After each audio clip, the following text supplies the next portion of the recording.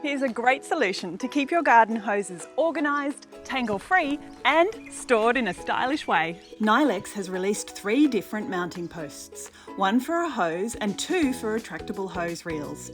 Each post is made from strong, rust-proof powder-coated steel.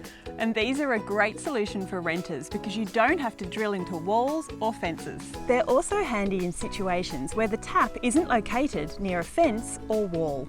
And to install these post kits, follow these easy steps. First, find a suitable spot in your garden. Dig a 45cm hole and add 15 centimetres of pebbles or scoria to the bottom of the hole. Then fill 2/3 of the hole, that's roughly 35 centimetres, with rapid set concrete, making sure the post is level. Slope the top of the concrete slightly away from the post to aid proper drainage. Once the concrete is set, you can fill the rest of the hole with dirt and then cover over with grass, plants or pebbles. These 2 mounting posts come pre-drilled with holes for easy installation of Nylex hose reel brackets, while this mounting post can store up to 50 metres of 12mm garden hose.